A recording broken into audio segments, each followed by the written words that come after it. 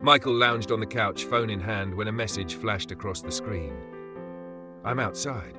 You alone?" His eyes flicked to the baby monitor. Ethan was fast asleep. No crying, no movement. Perfect.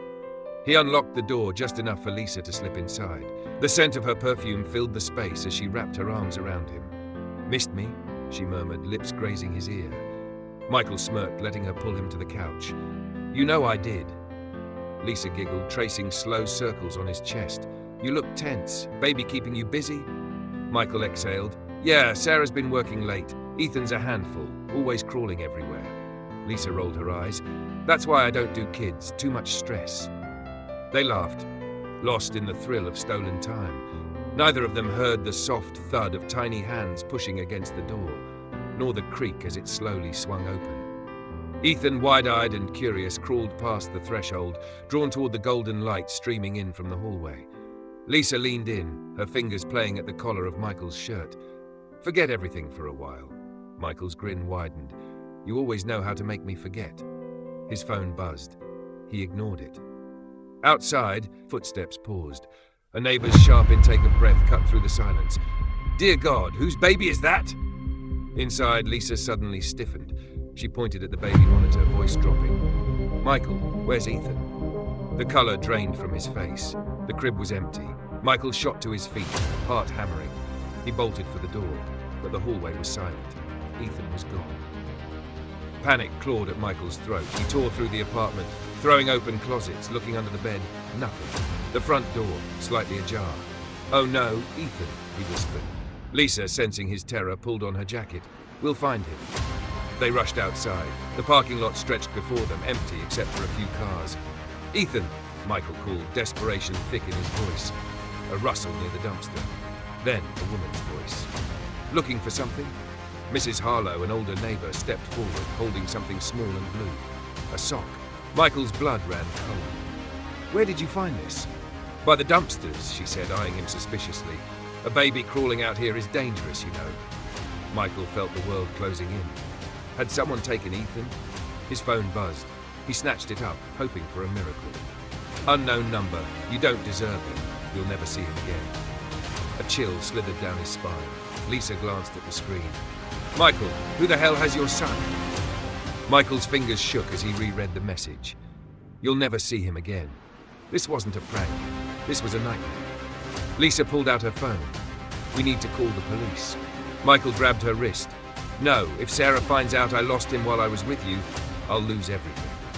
Lisa hesitated, guilt flashing across her face. "Michael, this isn't about keeping secrets. This is your son's life." Before he could respond, headlights swung into the parking lot. Sarah's car. Michael froze. Lisa ducked behind the dumpster. Sarah stepped out, looking exhausted, grocery bags in hand. When she saw Michael standing there, pale and shaken, her brows knit together. "What's wrong?" she asked, scanning his face. Then suspicion darkened her eyes. "Where's Ethan?" Michael forced a smile. "He's inside, sleeping." Before she could press further, a sound sliced through the air, a faint, distant cry. Sarah's eyes widened. "That's him.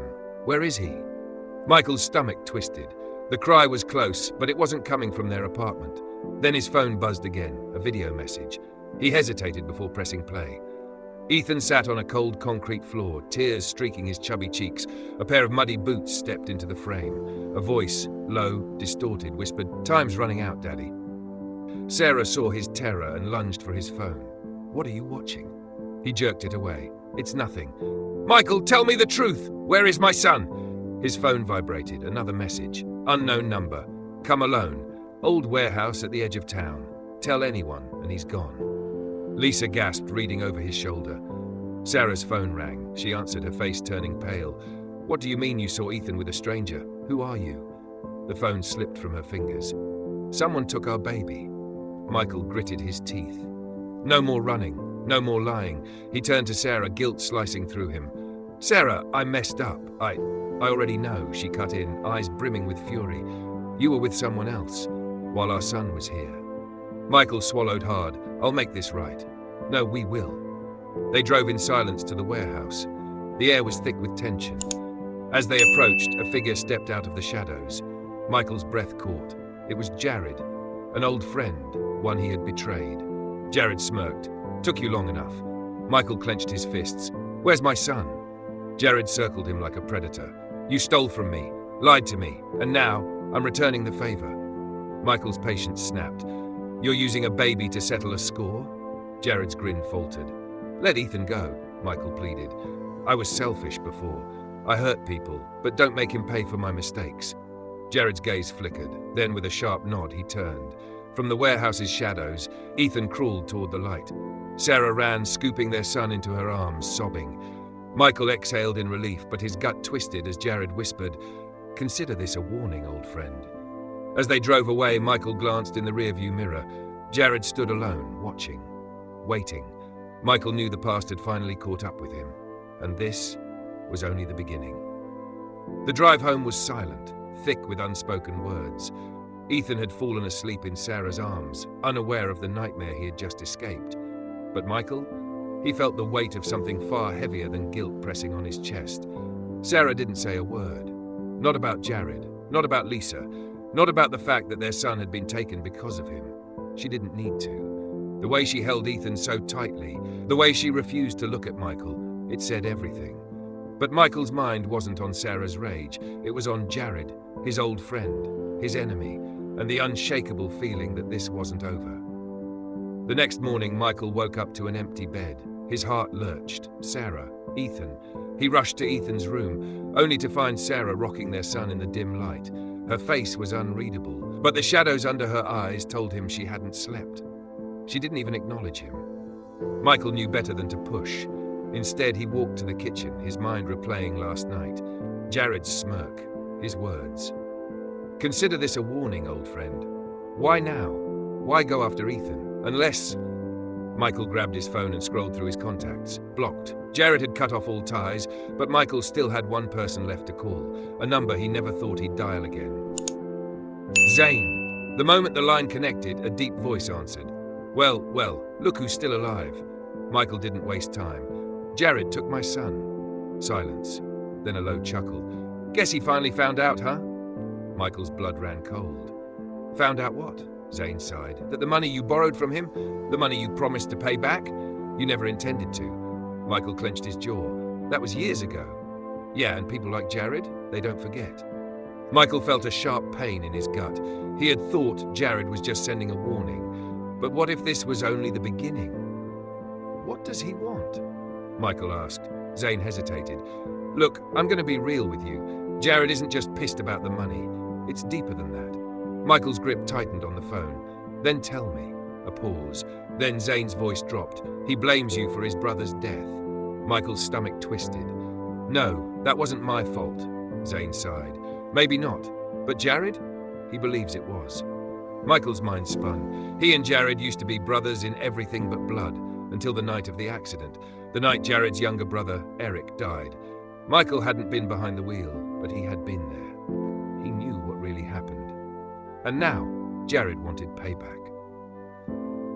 Michael sat in his car, gripping the steering wheel. He needed to see Jared, to end this. But as he reached for the ignition, his phone buzzed. Unknown number. We're not done yet, old friend. Michael's chest tightened. He swallowed hard, typing back. What do you want? The reply came instantly. A favor. Michael exhaled, forcing himself to stay calm.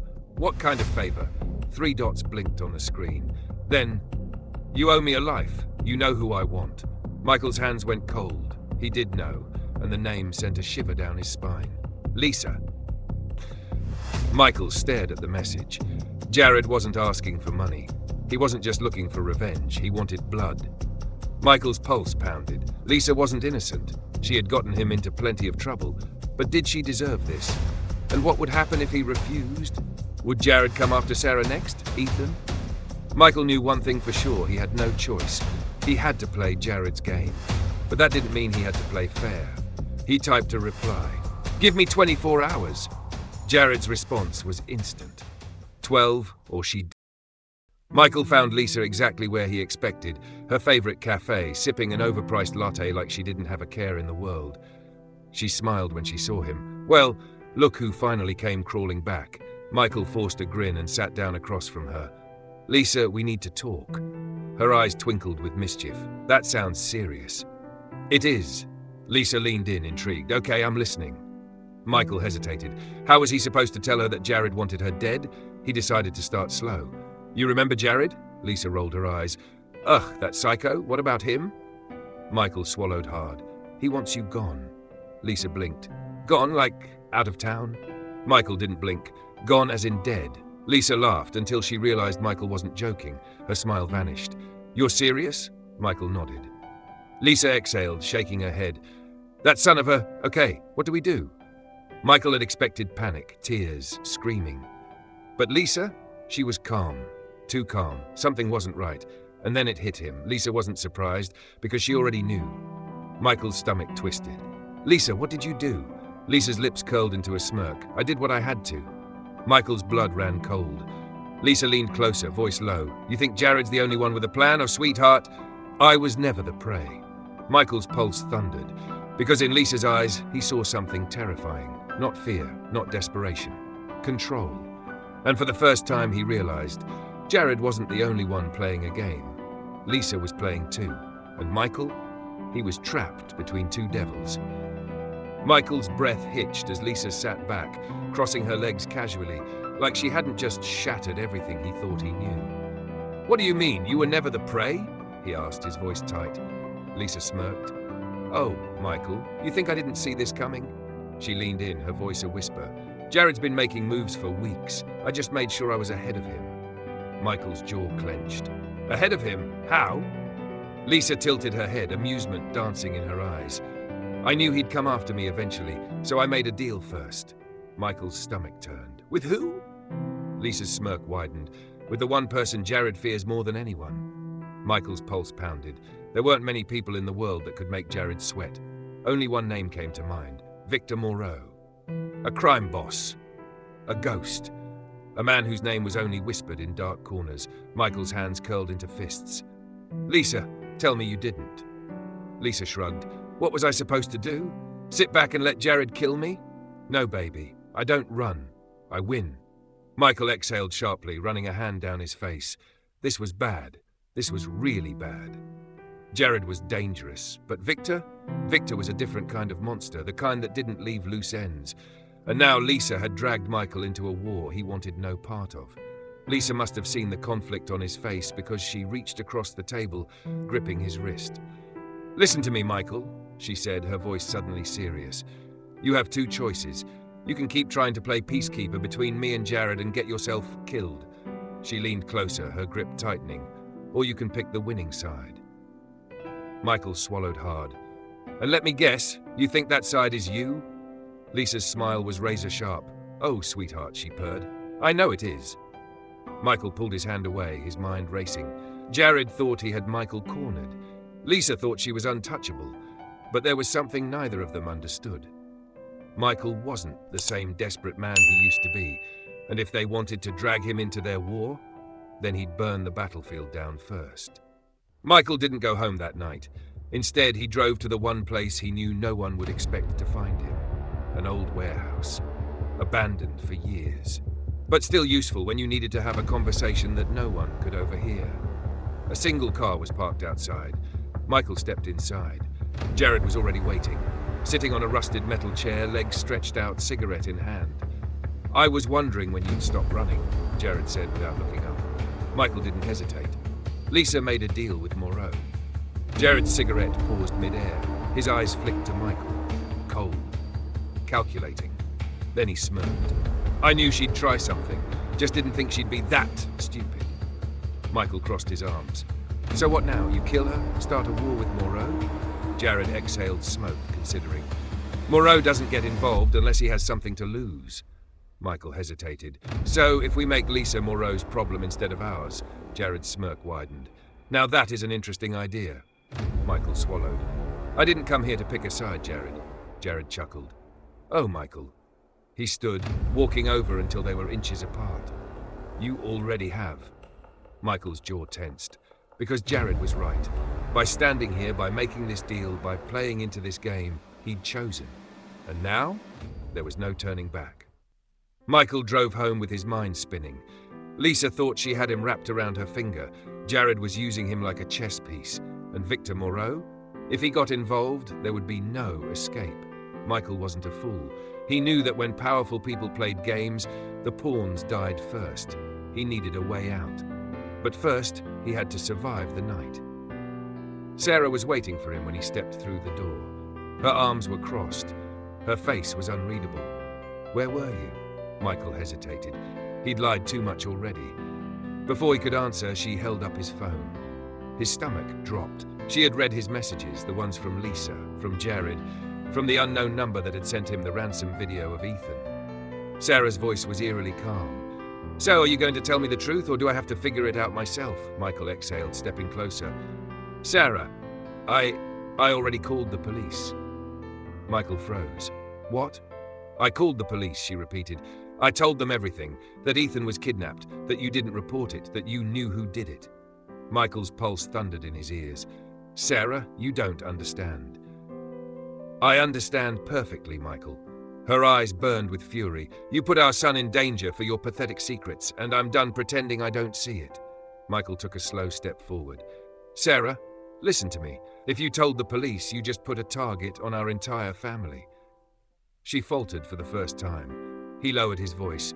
"These people don't play by the rules. They kill people who talk." Sarah swallowed hard. "Then fix it, Michael." He met her gaze. "I will." And this time, he meant it. Michael knew he had hours, maybe less, before the police knocked on his door. He needed to end this, and there was only one way to do that. He picked up his phone and dialed Lisa. She answered on the second ring. "Miss me already?" Michael forced a smile into his voice. "You win, Lisa. I'm done playing sides. Tell Moreau I want in." A pause, then a satisfied hum.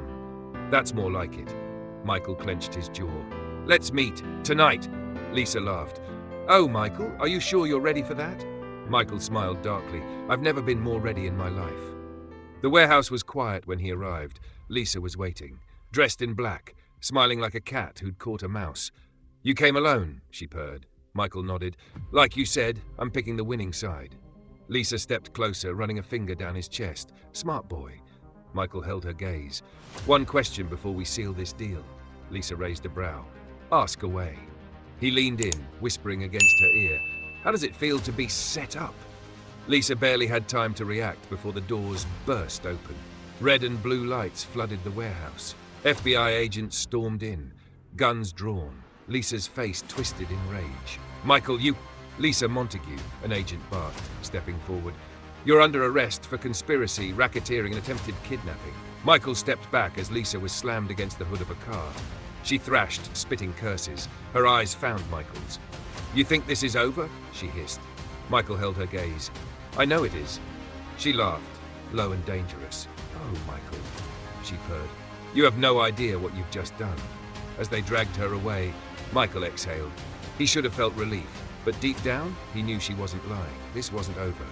Not by a long shot. Now Lisa's been arrested, but she's definitely not out of the picture yet. And Moreau? He's not going to let this slide. Michael barely had time to process Lisa's arrest before his phone vibrated in his pocket. Unknown number. He hesitated. The last time an unknown number texted him, it nearly cost him his son. He swallowed hard and answered. "Hello?" A deep, calm voice greeted him. "I warned you, Michael." The blood in his veins ran cold. Victor Moreau. "I hope you didn't think I'd let you walk away that easily," Moreau continued. His voice was smooth, almost amused. Michael turned away from the flashing police lights, lowering his voice. "Lisa's done. It's over." A low chuckle.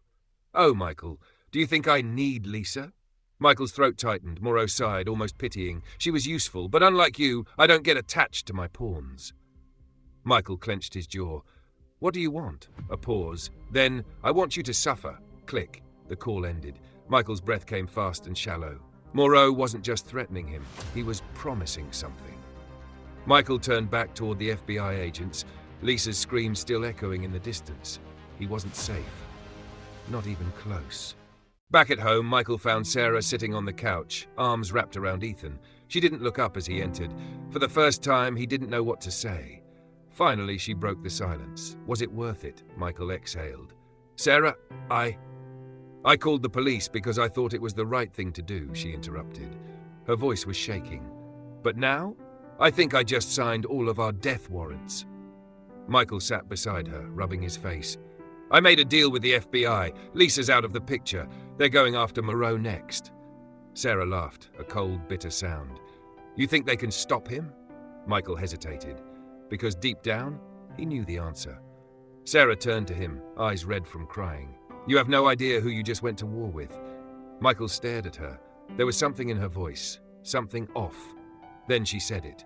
The words that sent a chill down his spine. I know Victor Moreau. Michael's heart stopped. What? Sarah exhaled, gripping Ethan tighter. My father used to work for him. Michael couldn't breathe. Sarah had never talked about her father. Ever. I thought he left that world behind, she whispered. Then one day he just vanished. Michael's pulse pounded in his ears. And you think Moreau? I know Moreau did it.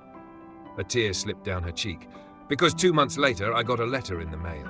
She swallowed hard, meeting Michael's gaze. It just said, don't look for him. Michael felt the walls closing in. Sarah wiped her tears. You think this is about revenge? She whispered. You don't understand, Michael. She leaned in, voice trembling. He doesn't want to kill you. Michael's stomach twisted. Sarah shook her head. He wants to own you. Michael sat in silence, his mind spinning. Moreau had already taken Sarah's father. Now he was coming for him. His phone buzzed again. A text. Unknown number. Check your front door, Michael. His blood ran cold. Michael shot to his feet. Sarah grabbed his arm. Michael, but he was already moving. He swung open the front door and froze. A single object lay on the welcome mat. A child's stuffed bear. Ethan's bear. The one that had gone missing the night he was taken. Michael's stomach turned to ice. A note was pinned to it. 2 words. You're next. Michael slammed the door shut, locking it. His heart pounded as he turned back to Sarah, his mind screaming with one undeniable truth. This wasn't a warning. It was a promise. Now Moreau's making his move. Sarah has dark family secrets. And Michael? He just realized he's playing a game he doesn't know the rules to. Michael's hands trembled as he stared at the stuffed bear. His stomach twisted in knots. Sarah snatched the note, her face paling. This isn't possible. Michael swallowed hard. Moreau's been inside our house. Sarah's arms instinctively tightened around Ethan. What do we do? Michael grabbed his phone and dialed Agent Carter. The FBI agent picked up on the first ring. What happened? Moreau was here, Michael said through gritted teeth. He left a message. A pause. Then stay inside. We're sending a team. Michael ended the call and locked every door, every window. But deep down, he knew locks wouldn't stop someone like Victor Moreau. Sarah paced, her breathing ragged. He wants to break you. Michael exhaled. Then he's going to have to try harder.